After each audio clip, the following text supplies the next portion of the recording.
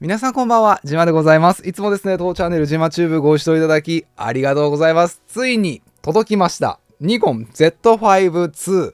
購入したというね、報告動画と、改めてなんでZ シリーズ、ニコンのね、カメラ業さん持ってはんのに Z5-2、Z5-2 っていうカメラ購入したのみたいなところで、買った理由なんかをちょっとアップデートされているので、もちろんこの購入するよ、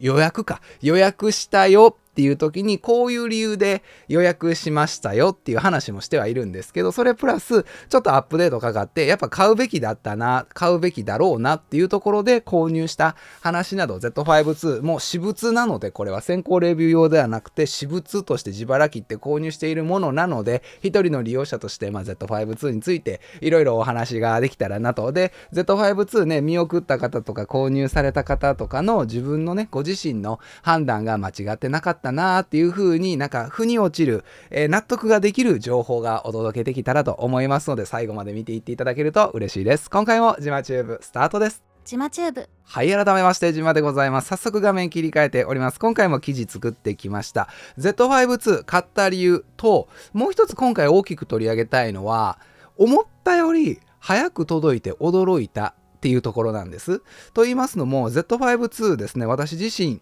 発売日にゲットできていないんですね。と言いますのも、予約開始のタイミングで私は予約をしておらずですね、一度レンズキットで申し込んだんです。予約開始のタイミングで。で、レンズキット、24200セットみたいなんで申し込んだんですけど、そうすると納期がはっきりしないっていう状態が続いてたんですよ。で Z5-2 ボディ単品で購入されている方から結構納期がもうはっきりしたよっていう情報もいただいてて、あれ Z5-2 ってもしかしてレンズキットとセットで購入するよりボディ単体で買うた方が早くゲットできるんかなっていう、ZFC 現象が起きてるんじゃないんだろうかってちょっと自分の中でヒヤッとしたんですね。レンズキットで購入すると待たされるんじゃないのかっていう。おそらくこのパッケージ箱として Z5-2、Z5-2 のボディ単品と、レンズキットのね2450とか24200とかある程度その数作るパッキングされているっていう表現で合ってんのかな、用意されてる在庫が違うと思うんですよ。で、おそらく Z5-2 って追加とか買い替えとかがあって、すでにレンズをお持ちの方とかを想定されているのか、ボディ単体の方が結構ね、出荷が早いようだったので、もう私自身もレンズキットから、それやったらもうボディ単体に切り替えますっていうところで切り替えて、で、切り替えるっていうことは、一回レンズキットとして申し込んでいるものをキャンセルして、ボディ単体で再予約、もっと言うと順番の列が結構前にあったとしても、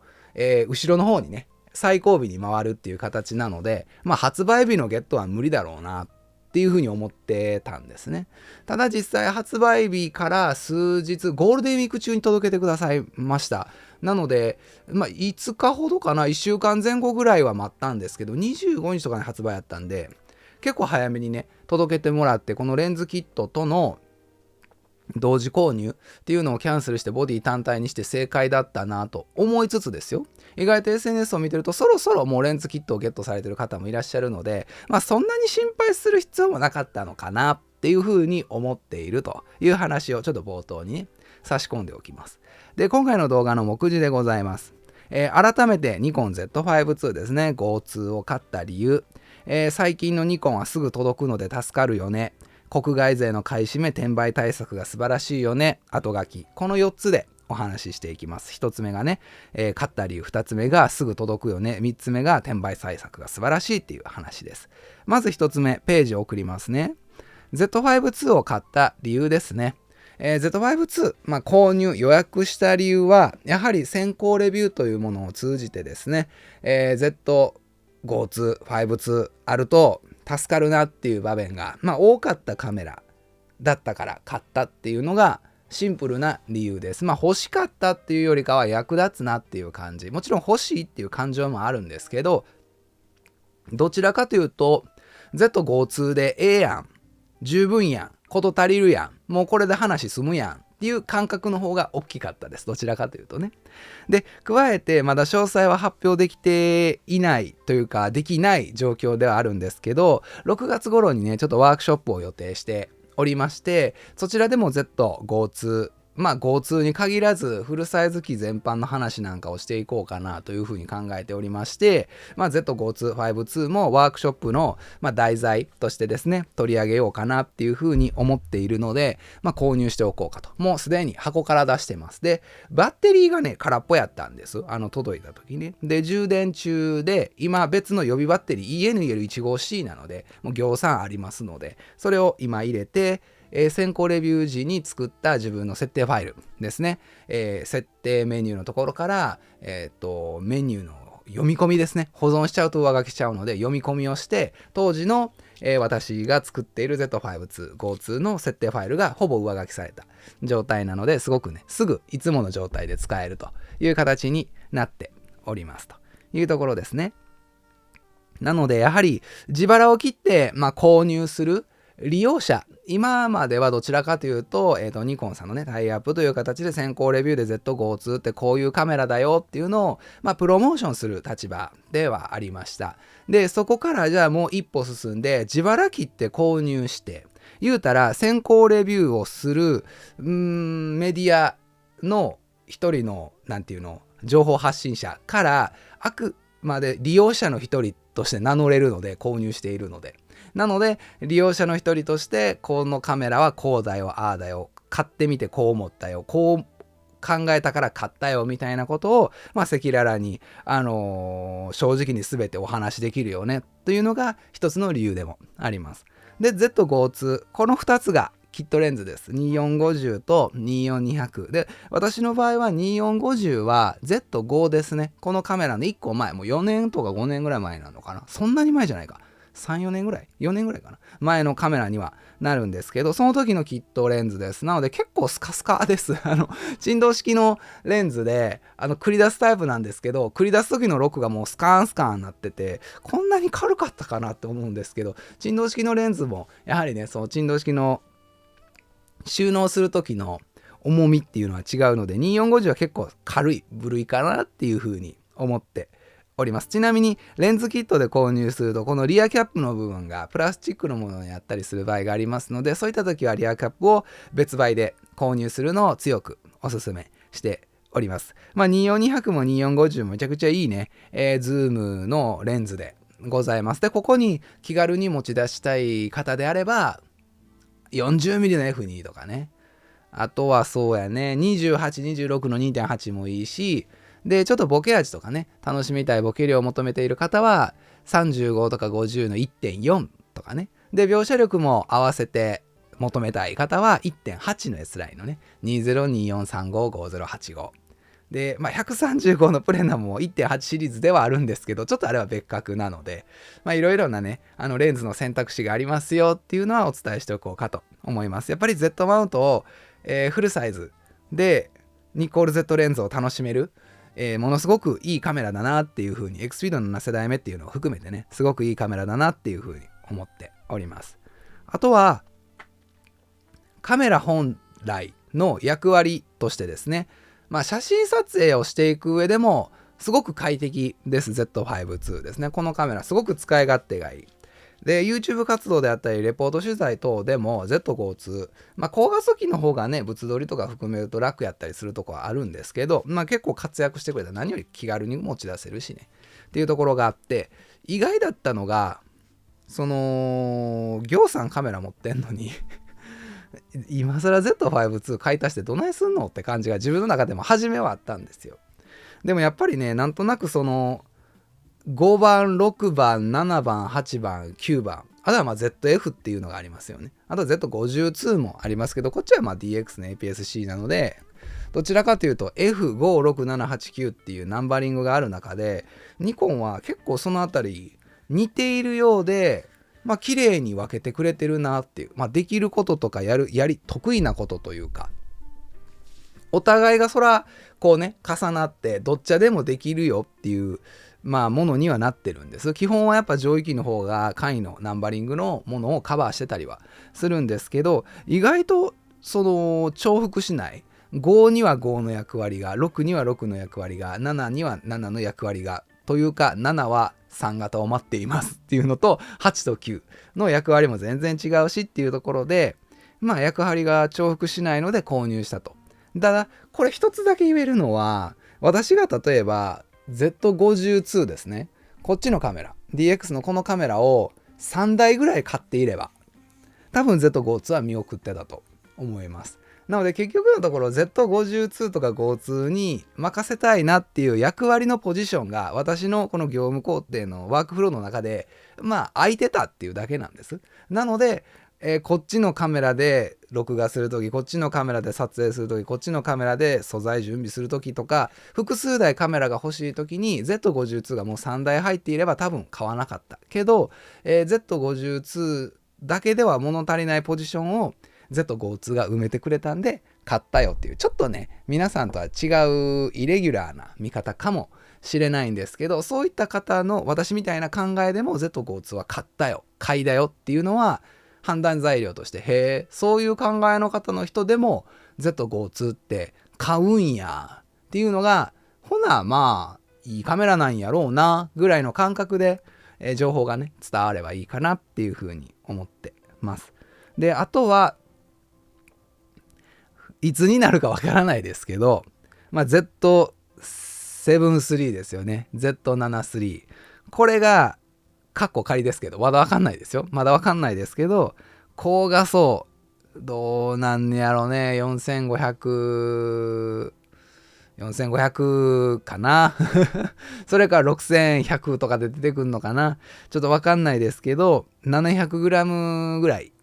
例えばそうやね、Z63 が結構重ためで出ちゃっているので、まあ、760ぐらいで出るか、Z52 のように 700g ぐらいで出るのか、あとはバリアングル液晶なのか、縦横4軸チルトなのか、横チルトなのか、これも結構ポイントですよね。ただ XPEED7 世代目っていうことを考えると、もう横チルトはないかな。なんとなく感覚的にはXPEED7 世代目って情報表示のね縦表示っていうのがすごく一つの魅力でも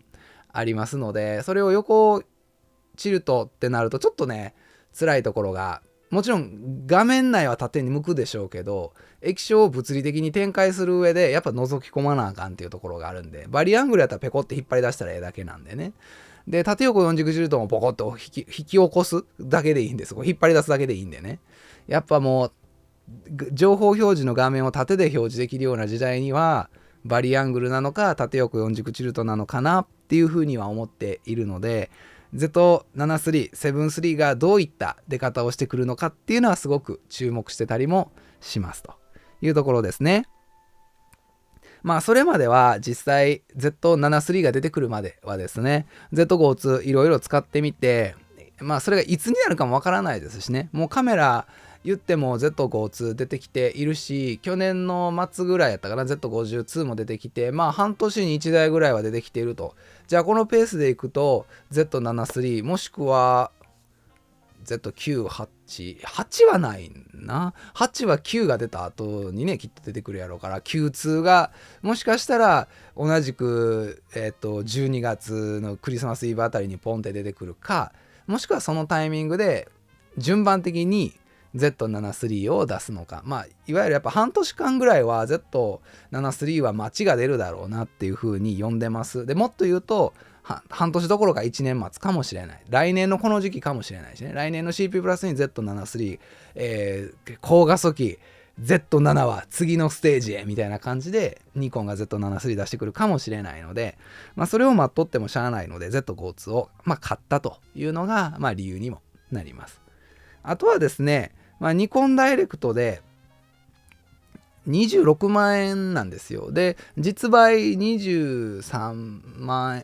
円台かな、2万6千円ぐらい引いてくれるというふうに考えると、なので、まあ、買っといて損はないかなって。これがフルサイズでここまでできるカメラっていうのは私自身も実体験として持っているし、先行レビュー含めて14本5本ぐらい Z52 に関する動画って上げてるんですね。でその15本ぐらい、まあ、いわゆる80時間ぐらいかな投下した中で、Z52 は買いだなっていうふうに判断をしたというところもありますので、まあ、買っといて損はないっていうふうにね捉えたかなっていうふうに思います。で、ちょっと余談なんですけど、ニコンダイレクトで購入すると、Z52、ここね、シール貼ってるんですけど、発売記念 SD カードセットキャンペーンっていうので、128GB の SD カードがプレゼントでもらえました。で、これ UHS-1 なので、V90 とかでも、ないです。V30 です。で、スピードクラスは3なんですけど、クラス10でもあるんです。で、ESD カードではあるんですが、あくまで UHS-1 なので、連写ね、高速連続撮影の拡張であったりとか、NRAW の12ビットの N ログ収録であったりとか、SD カードにそのすごく書き込み速度をね、書き込み維持速度を求めるものに関しては、やっぱり UHS-2 のね、もの V90 とかのメモリーカードを別途選んでいただくのがいいと思います。で、そのメモリーカードって何っていうと、この別の記事でね、おすすめメモリーカードを実は慎重に選ぶべきだよっていうのをお伝えしております。これ動画にもして起こしているので、ぜひね見てもらえたらなというふうに思います。答えとしてはネクストレイジのプロシリーズであったりとか、コバルトプログレードのコバルト、あとはサンディスクのエクストリームの、V90 のね対応のものなんかがいいよっていう話になってます。で、もう一つ、これですね。グラマス。私は、グラマスのこれを使ってます。なんていうの？液晶保護ガラスですね。液晶保護フィルム、液晶保護ガラス。初めは私もフィルム派やったんですけど、やっぱ見やすさとか、なんかこう、動かない。フィルムってちょっとずつ動くかなっていうところが個人的にあったので、ガラスはもうピタッてくっついちゃうところがあるので、最近はもうこの液晶保護ガラスのグラマスのエクストラグラスっていうやつかな。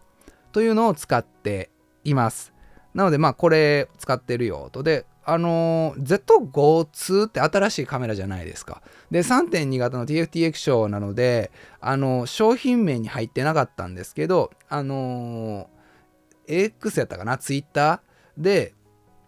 メーカーさん側が Z52 は52とか ZF-Z5 初代のものと、サイズ一緒やからくっつくでと。別に使えるで、流用できるでっていうリツイートっていうのをなんか投稿してはったので、それを信じて私も購入しました。3.2 型のね。なのでこれをリンクとして貼っておりますが、液晶保護もね、せっかくであれば、いいカメラなんで、守っとってもらえるといいんじゃないのかなって思います。あとは参考記事としては購入前の私の考え。これは購入後の私の考えを今動画で起こしているんですけど、購入する前の私の考えっていうのももしかしたら参考になるかもしれないので、これも動画で起こしてます。で、参考記事ね、Z52 購入悩む方へ。これも動画を起こしているので、記事で見ていただくのもいいし、YouTube のね、動画で見ていただくのもいいかな。これはもうぜひYouTube の動画で見てください。参考記事として Z52 の設定メニュー1時間半ぐらいかな。カメラ起動させて、設定全部初期設定にするカメラ初期化して、そこから静止画撮影メニュー、動画撮影メニューとかセットアップとかその辺全部の項目を私がお話ししながら、私はこういう風に設定してます。この項目はこういう意味ですよ。みたいなものを、1時間半ぐらい、90分ぐらいかけて全部解説している動画になりますので、ぜひこちらもね、参考にしていただけるといいかなという風に思っております。で、次のテーマ、これすごく大事です。これは購入後、今回一番ホットな情報としてお届けできるのは、最近のニコンってすぐ届くよねっていう。助かるよねっていうか、もう高い買い物って勢い大事やんねっていう話です。覚えてらっしゃるね方もいらっしゃるかと思うんですけど、 Z9 フラグシップね、 Z9 とかで、そこから超望遠100、400とか800とか、600もそうやね。で400の445はそんなに消息売れてなかったね。今はめっちゃ売れてるけどね。当時は100、400とか600、800とか出てたんで。で、超望遠レンズとか、薄型単焦点 40mm の F2 とかね。そういったレンズ、2021年から2022年、3年ぐらいまでかな。いわゆる感染症がかなり、世界的にダメージを与えて、サプライチェーンですね、在液量の調達とか、組み立てとかね、供給が難しい、製品を作り上げるのが難しい、カメラレンズが届かない、買えないっていう状況が続いているとき、覚えてらっしゃいます？ Z910 ヶ月とかね1年待ちっていうのがありましたよね。今購入すると1年後に届きますみたいな。カメラがそういう状態やったことがあるんですよ。もう今購入されてる方は何も思わへんというか、嘘って思うかもしれないです。私が1週間待ったっていうだけでも待たされたなっていう風にね、思われるかもしれないんですが、2、3年前は本当1年待ちっていうのも珍しくなかったです。ZF でも半年とかやったかなっていうところがあって、ほんま1、2年前までは半年待ちとか当たり前やったんですよ。で、ここ数ヶ月やね。で、やっと2ヶ月とか1ヶ月待ちにニコンに限らず各メーカー供給できるように、なってきているなと。で、そういう風に供給が間に合わない。欲しい人がいるのにカメラが買えないっていう状況が続くとどうなるかっていうと、転売市場が儲かるんですよね。カメラをゲットしてそれを横流しする新品未開封でプラス5万10万ぐらい乗っけて販売すると。でカメラが欲しい、レンズが欲しい、でも公式から買えない、量販店ヨドバシ、アマゾン、マップカメラとかから北村さんとかから買えない、ニコンダイレクトをもちろんもう再入荷未定みたいな状態、欲しい、必要、転売市場には流れてる、5万10万プラス乗っけてでも買わなくちゃいけないみたいな状況が結構続いてました。ニコンに限らずそれこそ富士フイルムとかもね、すごいそういったところでいいか悪いかは置いといて盛り上がったっていうのは事実ですし、中古市場もね、新品よりも中古の方が値段高いっていう、メーカー希望小売価格よりも中古のものの方が高額だったっていうのも、よくある状況でしたね、事象でしたね。で、これ何っていうと、ただ Z5-2 開けてるでってだけの画像なんですけどそういった状況が続いてると。で、人気製品は今でもね、BF とかキヤノンのパワーショットとかね、数ヶ月待ちの様子です。大体でも2ヶ月とかかな、パワーショットとかでも6月、7月、2か3ヶ月で届くっていうね、話になってたりするので、今でも数ヶ月待ちっていうのは発生しているんですけど、それでも、3ヶ月、4ヶ月待てば大体届くんじゃないっていうぐらい、各メーカー、供給が安定しています。で、ちょっと振り返ると、当時のそのものすごい勢いでカメラが売れていた時代って、ミラーレスのカメラの進化が特にすごかったんですよ。もう1個カメラの世代が変わるだけで全く別物のカメラに思える。今回の Z5 から Z5-2 も結構衝撃をね受けられている方が多くいらっしゃるかと存じますけど、これは Z5、Z5-2 っていう画像処理のエクスピード6世代目7世代目の違いで、その間には4年ぐらいのスパンがあって、3年4年ぐらいのスパンがあって、 Z5 から Z5-2 になる間には Z9、8、さっきどっちが出た F か F が出て63が出て52が出て52っていう順番なので、エクスピード7世代目が6機種目になる。この間のスパンかなり大型アップ進化をしているっていうところがあるんですね。なので多くの方がその当時 Z9、8なんか特にそうなんですけど飛びついたっていうのは、そのミラーレスの進化がギャップが大きかったんでね、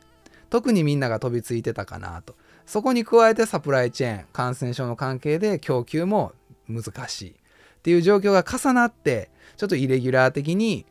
カメラが用意できなかった、作っても足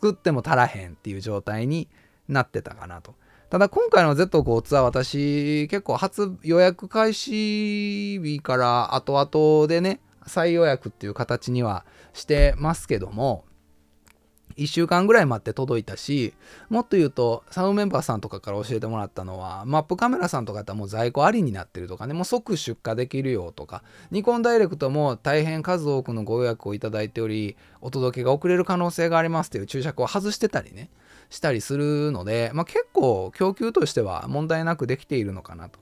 でそれもね、やはり先ほどお伝えした通り、今となってはもうエクスピード7世代目のカメラとして Z9、8、6352F と52っていうものがもう出ているので、52は DX、APS-C ですけど、なのでZ52 を急いで買う必要が、あるっていう状況の方がそんなに多くはいないんだろうなっていう。どちらかというと98635F あたりでもエクスピード7世代目を体験している方が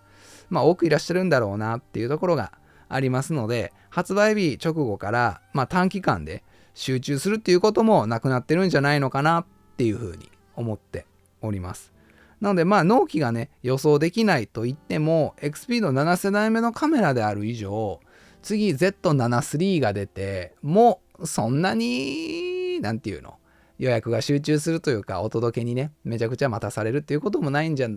ろうなっていうふうに思ってます。これが Z7-3 が例えば縦横4軸チルドやったらちょっと売れるかもしれへんね。であとは価格ですね。Z8 が60万弱、キャッシュバック入れて50万ちょいぐらいで売れて、Z63 が43万円に対して30万半ばぐらいでキャッシュバックとかいろいろ含めて購入できると。っていうことを考えると、Z73 は何ぼぐらい ?40 万半ばぐらいで出てくんのかな。30万半ば、40万半ば、50万弱ぐらい、50万ちょいぐらいの7678っていう価格帯になるのかな。63が30万半ばで、73が40万半ばで、8が50万ちょっとぐらいであればちょっとわかるかなっていうところがある。あとは単純にその高画素どこまで振り切るのか、4500のまま行くのか、6000万画素に到達するのか、ここがね、一つの大きな分かれ道になるんじゃないのかなっていうふうに思ってます。私自身、結果的に発売日当日ではなかったんですけど、数日後のですね、ゴールデンウィーク中に Z52 ね、届けてくださったので、ニコンさん本当ありがとうございます。で、これは別に私がその特別なんかニコンさんに早く送ってもらったとかではないです。私の周りでも結構みんな Z52、なんかもっと日数かかるって言われてたけど結構早めに届きましたって方も多いし、どっちかっていうと私遅めやったんちゃうかな。なので結構ね、皆さん Z52 気になってる方はゲットできるようになっているので、で今度は Z52 が品薄になるのはおそらくキャッシュバック対象になるか、Z52 がいろんな量販店で売上ランキングを総なめにした時、 Z52 ってやっぱいいんやってなった時とかはものすごく売れるんじゃないのかなっていうふうに思いますので、ぜひね、興味ある方 Z52 も量販店とかにも結構並んでると思いますので、実物ね見てもらうのがいいんじゃないのかなって思いますので、ぜひ興味ある方ね触れてみていただいたらいいかなというふうに思います。もう一つ Z52、52ですね。この Z52 と52両方に似てるな似てますね。めっちゃちょっとコンパクトやね。52の方がめっちゃ似てるんですけど、この2つの機種ね、両方に採用されてはいるんですけど、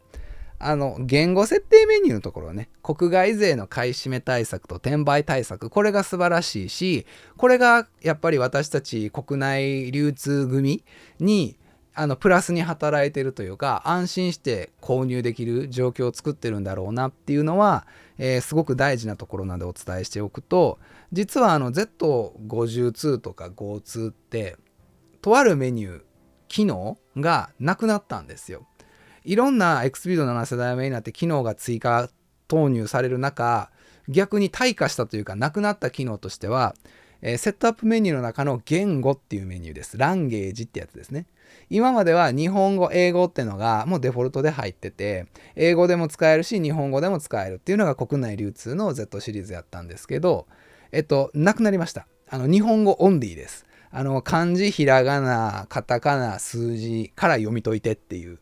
のみになってます。英語が使えてしまうとどうしてもやっぱりね、国外税からの日本流通モデルの買い占め、これがやっぱり円がね、ドル円が110円とかの時代であれば別にそんなになんもなかったと思うんですけど、一時期160円までいって今140円ぐらいになってんのかな。ちょっと落ち着いてるとはいえ、それでも円安です。日本は未だにバーゲンセールです。すごくね、国外から見て買い叩かれる安い国になってしまってはいるんですけども、そうなった時にやはりカメラもまず偽物ないし、日本の量販店で買うたらなので買い占められると、で転売されると、でそれが結果的に国外のほんまの量販店とか代理店のところが国内日本で購入したカメラが横流しされて売り上げが落ちると、悪循環でしかないと。どうにか日本のカメラの転売、国外への転売っていうのを抑えてほしいっていうね流れが来た時に、いや私たちには日本語があるじゃないかと、その日本語を使ってですね、一つのそのセーフティーネットではないですが、日本語を限定にすると多少は抑止力になるんじゃないのかと。もちろんその多言語化対応できますよ。私たちが購入した Z5252 もなんか英語で使いたいなって方の場合はプラス6000円ぐらいだったかな、オプション、有料のオプションで多言語化対応っていうものを入れてもらえると、英語とか、別にポルトガル語スペイン語とか使えると思います。なのでそういった多言語化対応はできる。ただオプションでお金がかかるよと。でそうなるんやったらもう日本モデルは買わん方がええかなっていうので、国外税からの買い占めっていうのも抑えられているんじゃないのかなって。私たちがね日頃使うこの日本語ですごく日本人の買い物を守ってくれているのはありがたいなっていうふうに思いますし、最近はこういう国内に向けた働きかけをしている企業がすごくね評価される傾向もあっていい流れだなって思います。それこそ任天堂のねスイッチ2なんかはもう転売屋を徹底的にもうなんていうの許しませんというね姿勢がすごく出ていて、国外税の買い占めも国内税の買い占めも防いでるんじゃないかなっていうぐらい、なんかねアカウントで何十時間以上利用履歴があってとか、ネットワークの接続元プロバイダーがどうのこうのとか全部が国内のもので、言語設定も国内でっていうので、本当に国内の人に向けた日本人っていうわけじゃないんですよ。あくまで日本語をネイティブで日本語で生活をしている人たちに向けた、商売であれば買えるよって。でそれで引っかかって買えへんっていう人がギャーギャー言うんやったら多言語化対応ありますよ。その代わりプラス5、6万ぐらい高かったんちゃうかなっていうので多言語化対応買ってねっていう割りかりやすい切り離し方をしているので、利益重視で考えるとね、日本円で商売するよりドル基軸通貨のドルで商売した方が企業さんは儲かるはずなんやけど、そこはやっぱりなんか理念というかね、ポリシーというか国内に向けたしっかりその商品を供給していくっていうところにも強い姿勢を、特に任天堂さんなんかは日本のね子供さんたちが転売屋さんを目の前にして買われんくて泣いている姿なんかにすごく心痛められてたと思いますので、しっかり日本の子供たちにそういったゲーム機か、おもちゃというかゲーム機が供給できるように、親御さんからするとゲーム機で今 4,5 万すんのってちょっと辛い買い物やと思います。私らの時ってゲームボーイとか6,000とか8,000円ぐらいやったけどねっていうところがあって、結構高い買い物にはなってるとは思いますけど、やはり日本市場に向けた供給っていうのを第一にするのはすごく大事なことですし、自国ファーストのアメリカはねアメリカファーストみたいな感じで、日本も日本ファーストをしてくれる企業さんにやっぱり応援したいというかね、ありがとうっていう気持ちが出てきますので、Z52、ニコンも、多言語化対応をこの時代にあえてなくしてね、実はソニーって結構前からこれやってなくて、その当時私分からなかったんですよ。ソニーってなんで英語入れへんねやろ、なんで日本語のみにしてんねやろって。早うから転売対策してたんやね、ソニーって。すげえなって今になって思いました。なのでそういったところも含めて Z52 は私たちは比較的買いやすいものになっていますので、安心してね、日本国内流通モデルをゲットしていただくのがいいかなって思います。私自身Z52 ね購入した理由はいろいろ語っておりますが、やっぱり役立つカメラやし、持っていて損がないというか、持っていて助かる場面が多いカメラだったなーっていうところであること。あとは、レンズキットで予約してたけども、ボディ単体に切り替えて早めにゲットできたよと。でも蓋を開けると意外とレンズキットでも届いてたかもしれへんねという話と、Z52 ね、購入した理由のもう一つに、プラスアルファで、ワークショップ6月頃に予定をしているので、その時の、主人公の一人 Z52 ってこういう風なカメラだよって取り上げることにもしているので、Z52 を自分が先行レビューをする一人のインフルエンサー情報発信者だけではなくて、自腹切って購入するいろんな機材を買うお金は限られている中で、どのメーカーにお金を落としていくか、ニコンにお金を落とします、自腹切って Z52 を買いましたっていうのが一つの利用者目線としてね、あーだこうだ好きかって言わせてもらえる口実として、Z52 を購入したというのもありますので、この情報がね皆さんの、Z52 の見送るか購入するかの判断材料であったりとか、なるほどそういう見方があるのねっていうカメラ選びのね一つのちょっといつもとは斜めの角度ですけど役に立てばなというふうに思いますので、皆さんの、カメラ選びのね参考にしていただけたらと思います。このチャンネルではですね、撮影に関すること、カメラに関する情報ニュースを毎週更新、ここ数日は毎日更新でお届けしております。ショート動画挟んでね毎日更新続けておりますので、ぜひチャンネル登録よろしくお願いいたします。また写真集作っております。こちらですね、1、2、3、4写真集作っております。ぜひ概要欄リンク貼っておりますのでチェックしていただけると嬉しいです。私自身のお気に入り写真ですね、ベスト写真ももちろんあるんですけども、72ページとか80ページの写真集に80カットから90カットぐらいですね入れております。どちらかというとYouTube に載せるような写真とは違って、こんな写真が好きなんですよっていうもっと日常的なねラフな気楽な写真をババババッと載せております。フルカラー7色印刷になりますので、4色のね印刷が一般的ではあるんですけども、印刷にこだわってですねしっかりと、作った写真集になりますので、ぜひチェックしていただけると嬉しいかなと思います。あとオンラインサロンですね、ジマチューブコミュニティ運営しております。こちらでは、日頃ね毎日更新というかコミュニケーションの場として非公開のスラックっていうものを使ってですねグループ作ってまして、そちらで皆さんいろいろ投稿されていると。で私もその中になんかね混ざらせてもらっていると。であとは月1回サロンメンバーさん限定のね動画を撮ってます。その動画は毎月テーマ写真とか今月の1枚お気に入り写真みたいな皆さんが投稿していただいて、それを私がこういう風に受け取ったよってお話しさせていただくものなんですね。フィードバック動画っていうとちょっと大層ですけども、そういったものになってます。あとはですね半年に1回、次6月になります。ほぼほぼ話は進んでいるそのワークショップと絡ませてなんですけど、合同写真展っていうものが開催されます。でそちらにおそらくゲスト出展か一般参加として形で私も入らせていただきますので、ぜひね一緒に出展していただきたいなって方はサロンメンバーの中にねお声掛けさせていただいたりしておりますので、写真撮影を続けていくモチベーション作りかな。どちらかというとみんなこんな風に写真撮ってるんや、こんなん撮ってはるんや、私も撮ろうかなっていう、なんかこういうエンジンというかね、一つのそのガソリンじゃないけどなんか続けていく理由にね